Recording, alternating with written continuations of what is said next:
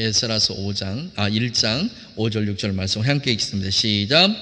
이에 유다와 베냐민 족장들과 제사장들과 레위 사람들과 무릇 그 마음이 하나님께 감동을 받고 올라가서 예루살렘 여호와의 전을 건축고자 하는 자가 다 일어나니 그 사면 사람들이 은그릇과 황금과 기타 물건과 짐승과 보물로 돕고 그 외에도 예물을 즐거이 드렸더라. 70년 동안 이방인에서 노예살이를 합니다.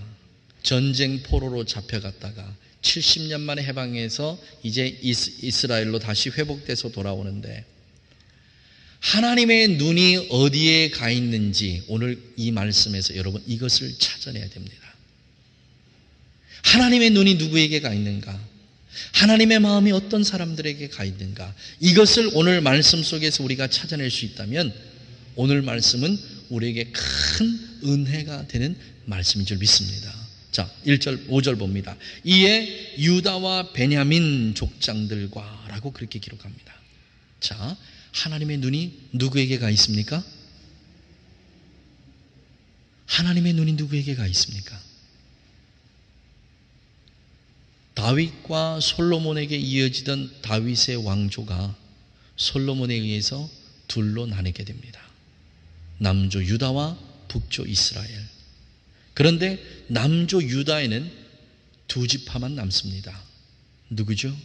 바로 유다와 베냐민 지파입니다.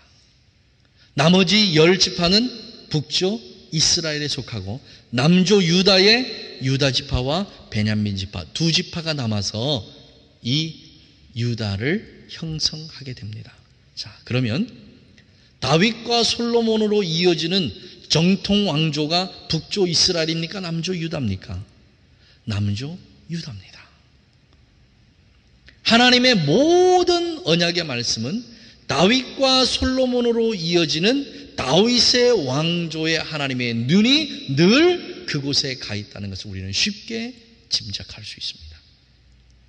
그 12지파 중에서 하나님의 눈이 어디에 가 있습니까? 유다와 베냐민 족장들에게 하나님의 시선이 머뭅니다. 무엇 때문에 그렇습니까? 다윗과 한 약속 때문에 그렇습니다. 이유는 간단합니다. 다윗에게 무슨 약속을 했습니까? 내 왕조가, 내 왕권이 영원하리라는 그 약속의 말씀을 다윗에게 해주셨습니다. 하나님은 그 약속을 지키시는 겁니다. 하나님 그 약속을 지키시기 위해서 철저하게 유다와 베냐민의 족장들에게 늘 하나님의 시선이 가 있었다는 사실을 우리는 잊어서는 안 됩니다. 우리가 왜 오늘 이 자리에 올 수 있습니까? 우리가 어떻게 해서 예수 그리스도를 우리의 신앙으로 고백할 수 있습니까? 어떻게 우리가 예수님을 믿을 수 있습니까? 우리가 어떻게 죽음의 길에서 사망의 길에서 생명의 길로 옮겨올 수 있었겠습니까? 우리하고 아무 인척 관계도 없고 나라와 민족의 어떤 관계도 없는 유다에서 태어난 이스라엘 땅에서 태어난 예수 그리스도 그분의 십자가의 죽음을 어떻게 우리가 그것을 우리의 죽음으로 받아들일 수 있겠느냐는 겁니다. 그분의 죽음이 어떻게 해서 우리의 죄와 관계된 것을 우리가 받아들일 수 있겠냐는 겁니다. 그분의 죽음이 어떻게 나의 영생과 관계된 거냐. 그분의 죽음이 어떻게 나와 연관을 시킬 수 있겠는가? 아무런 이유가 없습니다. 그 어떤 연고도 우리에게는 있지 않습니다. 진나라의 진시 황제의 죽음이 우리와 무슨 연관이 있겠습니까? 미국의 대통령의 죽음이 우리하고 무슨 연관이 있습니까? 아무 연관이 없습니다. 그럼에도 불구하고 작은 마을 베들레헴에서 태어난 그 예수 그리스도, 그분의 초라한 십자가의 죽음이 어떻게 우리하고 연관이 될 수 있습니까? 이거는 전적인 하나님의 은혜일 뿐입니다. 이것은 전적인 하나님의 은혜일 뿐입니다. 하나님의 그 은혜가, 그 언약이 우리로 하여금 그 예수 그리스도의 십자가 앞으로 우리를 이끌어 주시는 것이고, 아무런 공로 없이 그 십자가가 우리의 죄의 대속의 결과로 아멘하고 받아들여지는 이유는 우리의 힘과 우리의 노력과 우리의 의지가 아니고 전적인 하나님의 계획과 하나님의 은혜인 줄 믿습니다. 우리가 이 땅에 태어나기도 이전에, 이 세상이 만들어지기도 이전에 하나님의 계획 속에서, 하나님의 언약 속에서 우리는 하나님의 자녀가 되게 되었고 하나님의 자녀가 되게끔 만들어지고 이 땅에 보내져서 예수 그리스도의 그 십자가를 믿음으로 우리가 받아들이게끔 되어진 언약의 자녀들일 뿐인 줄 믿습니다. 아무런 우리의 힘과 관계없습니다. 아무런 우리의 의지와도 관계없습니다. 그저 하나님의 언약에 의해서 이루어진 하나의 사건일 뿐이라는 사실입니다. 우리가 예수 믿는데 뭔가 대가를 지불하신 분 계십니까? 아무도 없습니다. 하나님의 전적인 은혜일 뿐입니다. 우리가 예수 그리스도 안에서 새로운 생명을 얻는데 우리가 어떤 대가를 지불했던가요? 이것은 하나님의 전적인 은혜일 뿐입니다.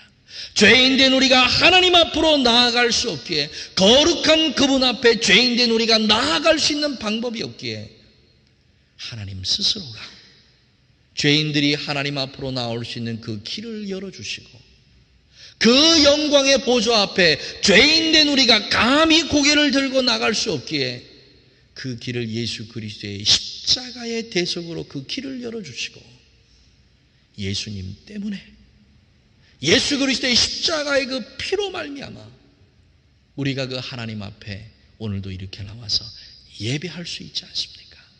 하나님의 전적인 은혜일 뿐입니다.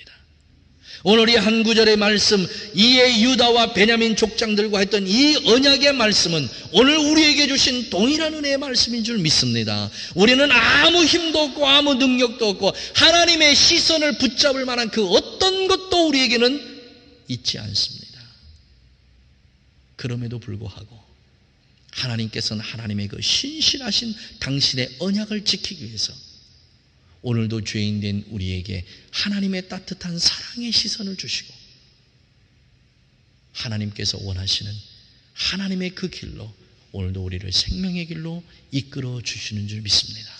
비록 우리가 죄악의 노예가 되어 70년이 아니라 700년이라는 기간 동안에도 그렇게 죄악의 노예가 돼서 살아간다 할지라도 하나님의 그 따뜻한 시선은 결코 우리를 외면하지 않는다는 사실입니다.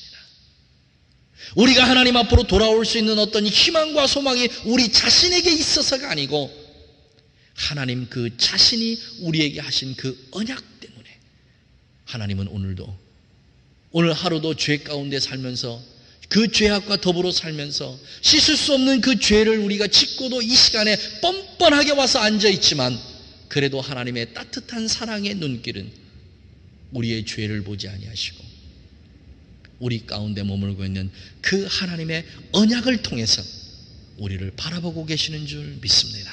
여러분, 이런 하나님의 따뜻한 사랑의 시선을 붙잡으시길 원합니다.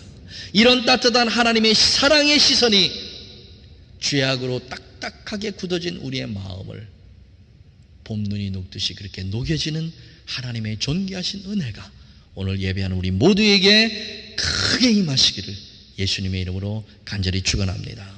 그 다음에 두 번째 말씀 다시 봅니다. 이에 유다와 베냐민 족장들과 제사장들과 레위 사람들과 라고 그렇게 기록합니다. 자, 두 번째 시선이 누구에게 머물지요? 제사장들과 레위 사람들입니다. 이 사람들은 뭐 하는 사람들입니까? 무엇하는 사람들이죠? 하나님의 성전에서 제사를 맡고 하나님의 성전에서 일을 하는 사람들에게 그의 시선이 머물러 있다는 겁니다. 자, 레위 지파가 된 것은 누구의 부르심입니까? 하나님의 부르심입니다. 레위 지파가 하나님, 우리가 하나님의 성전을 맡는 그러한 일을 우리가 하겠습니다. 천만에요. 그렇게 레위 지파가 하나님에게 요구해 본 적 한 번도 없습니다. 그런데도 불구하고 하나님께서는 그 죄 많은 레위 지파를 특별하게 선택하셔서 하나님의 성전의 일을 그들에게 맡기셨습니다. 제사장은 누굽니까?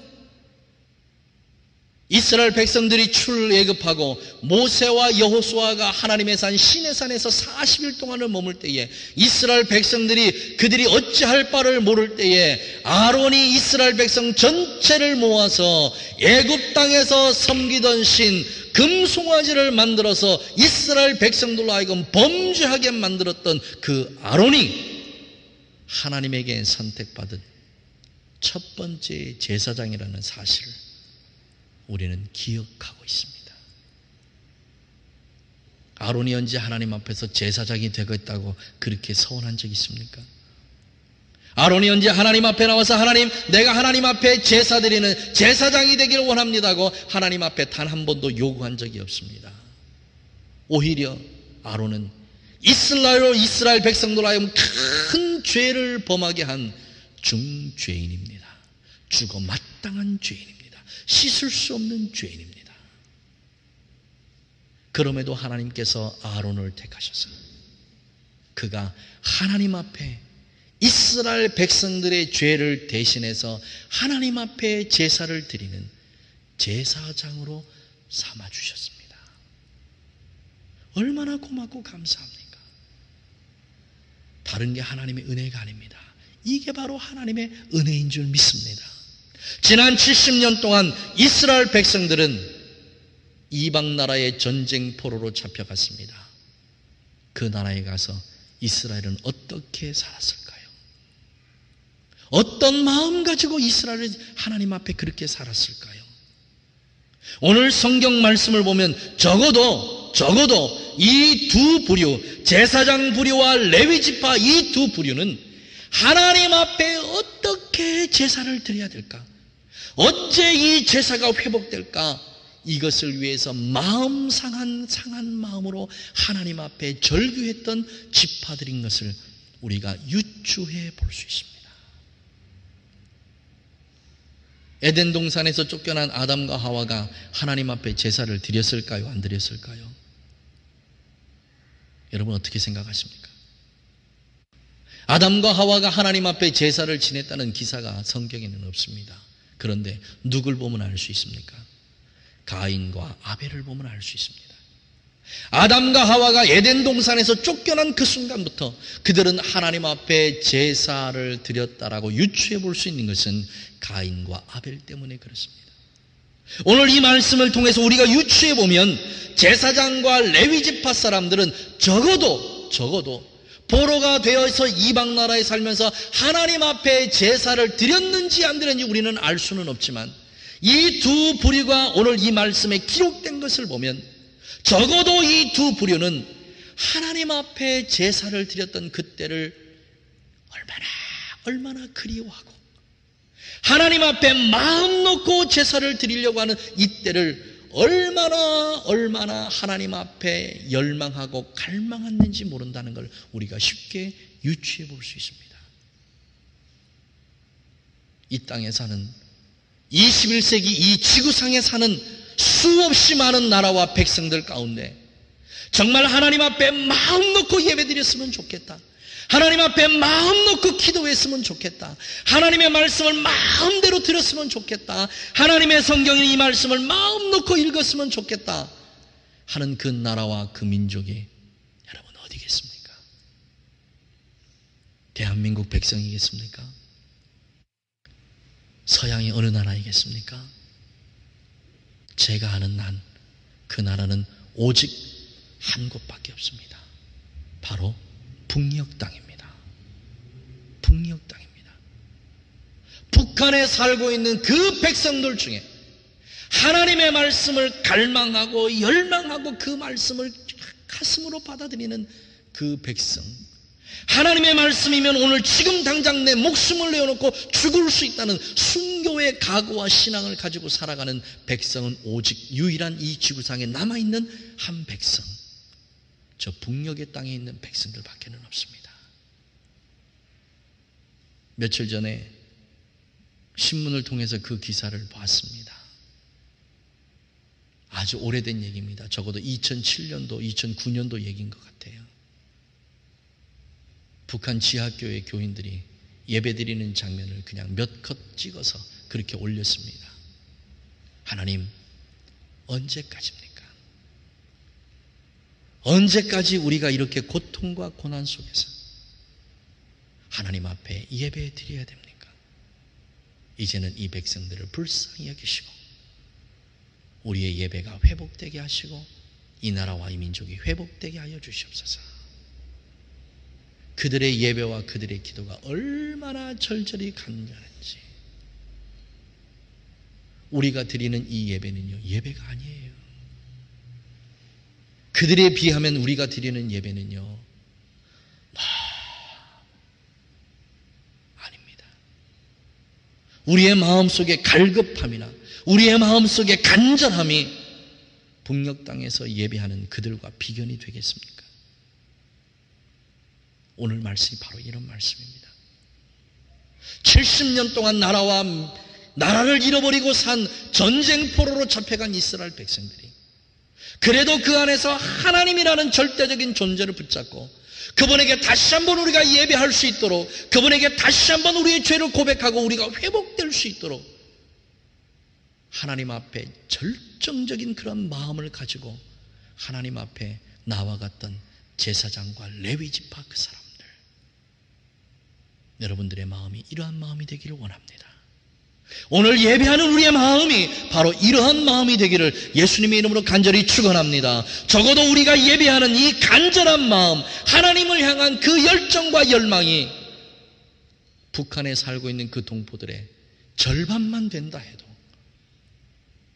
하나님은 이 교회를 부흥시켜 주실 줄 믿습니다.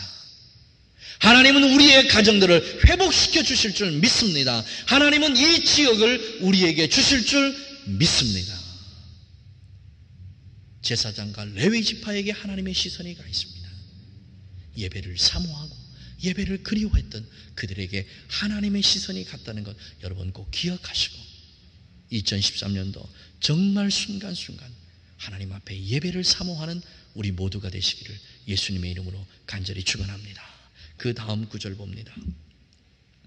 그 마음이 하나님께 감동을 받고 올라가서 예루살렘 여호와의 전을 건축고자 하는 자가 다 일어나서 그랬습니다. 예루살렘에 올라가서 하나님의 전을 다시 한번 새롭게 건축하자. 이 마음이 어떻게 해서 생겨났습니까? 자발적으로 생겨났나요? 본인들 스스로 알아서 생겨났나요? 아닙니다. 오늘 말씀해 보니까 하나님이 그들의 마음을 감동시켰다 그랬습니다. 광야의 40년의 삶 가운데 이스라엘 백성들이 출애굽하자마자 하나님께서 모세를 산 위로 부르셨습니다. 그리고 성막을 어떻게 지으라고 성막 모형들을 모세에게 주셨습니다. 모세가 그 모형들을 가지고 내려와서 하나님께서 이렇게 성막을 지으시라 하신다 하는 그 마음이 말씀이 선포될 때에 하나님의 신이 사람들의 마음을 감동했습니다. 손재주가 있는 사람들을 감동하게 하시고 목수장이 일을 할 사람들을 감동케 하시고 뭐가 만들 수 있는 사람들을 감동케 하시고 모든 사람들의 마음을 감동케 하셨습니다. 누가 하시는 일입니까? 하나님이 하시는 일입니다. 하나님이 하시는 일이에요.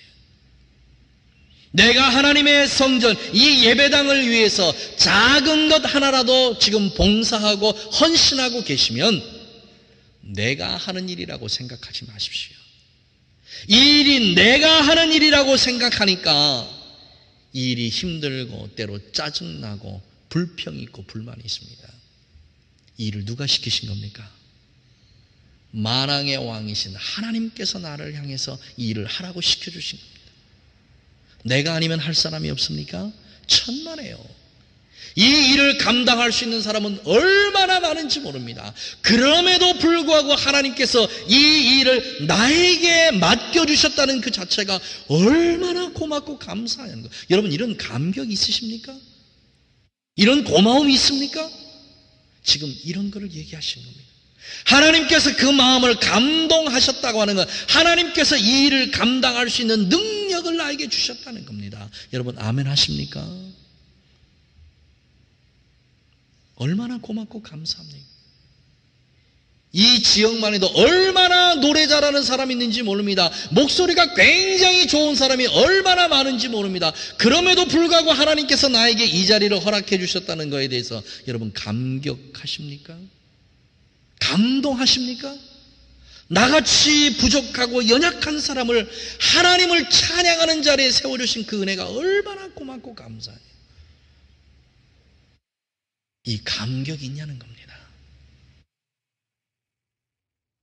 하나님이 세우시는 일입니다. 하나님이 하시는 일입니다. 이 모든 부분들 하나님께서 예루살렘에 하나님의 성전을 지으라고 그들에게 보내셨습니다. 오늘 하나님께서 이 자리에 여러분을 불러주신 이유가 뭡니까? 하나님의 성전을 세우라고 부르신 줄 믿습니다. 고개 숙여서 여러분의 가슴을 한번 보십시오. 여러분의 마음속을 들여다보십시오. 여러분의 성전은 어떤 상태입니까? 70년간 이방인이 와서 짓밟은 그대로의 잡초무성하고 무너진 그대로 쥐들이 뛰어다니고 벌레들이 있고 삭막하고 무너져버리고 폐허가 된 그런 성전이 여러분의 마음속에 있습니까?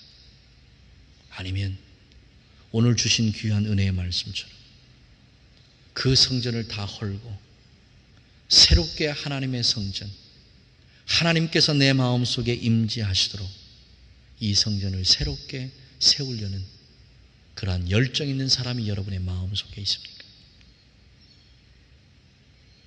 어떤 성전이 여러분의 마음속에 있습니까? 하나님께서 여러분을 순간순간 이 예배하는 이 자리에 불러주시는 세상 사람들은 볼 수 없는 오직 하나님만 보실 수 있는 우리의 마음들의 성전을 새롭게 하기 위해서 불러주신 줄 믿습니다. 눈에 보이는 외형적인 성전이 아닙니다. 우리의 눈에 보이지 않는 나만이 알 수 있고 하나님만이 알 수 있는 내 속에 있는 이 성전이 얼마만큼 아름답게 지어지느냐, 이것이 우리의 문제입니다. 내가 해야 할 일입니다. 오직 성령의 감동받은 사람만이 이 일을 행할 수 있고 하나님의 성전이 이 속에서 지어지는 줄 믿습니다. 이 성전을 짓기 위해서 이 성전에 대한 열망과 갈망이 있는 그 사람에게 하나님께서 어떤 복을 주시느냐, 그 복이 6절 말씀입니다. 같이 읽겠습니다. 시작. 그 사면 사람들이 은그릇과 황금과 기타 물건과 짐승과 보물로 돕고 그 외에도 예물을 즐거이 드렸더라. 여러분이 여러분의 영적 성전을 짓기 위해서 최선을 다하면 하나님께서 그 주변의 사람들을 통해서 여러분에게 물건을 풍성하게 채워주실 줄 믿습니다. 여러분 정말 이거 믿으십니까? 큰 소리로 여러분 정말 이거 믿으십니까? 여러분 아멘 하셔야 됩니다. 우리의 육신의 일에 바빠서는 안 됩니다. 우리의 영혼의 일에 우리가 최선을 다할 때에 하나님께서는 우리의 육신의 삶에 풍요롭게 부어주실 줄 믿습니다. 오늘 예스라의 이 5절 6절 말씀을 통해서 우리가 먼저 해야 될 일은 우리의 마음의 성전을 세우는 일입니다. 우리의 가정의 성전을 세우는 일입니다. 우리 교회의 성전을 새롭게 세우는 일입니다. 무너진 하나님의 예배당을 오늘 이 시간부터 새롭게 세우셔서 하나님께서 예비하고 준비하신 하늘의 풍성한 복들이 여러분의 삶에 가득가득 채워주시기를 예수님의 이름으로 간절히 축원합니다. 기도하겠습니다. 하나님, 우리는 늘 우리의 육신의 삶에 열심하며 잠깐 시간이 나면 내가 하나님을 위해서 무엇을 해야 할 것인가 하는 그런 삶일 뿐입니다.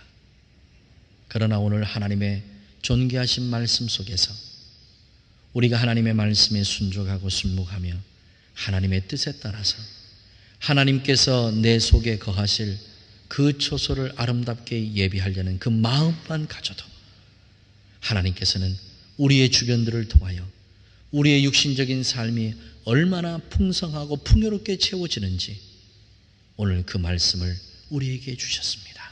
하나님, 이 말씀에 아멘하게 하여 주시옵소서. 이 말씀을 믿음으로 받아들이게 하시옵소서. 이 말씀을 우리의 전 인격으로 받아들이게 하여 주시옵소서.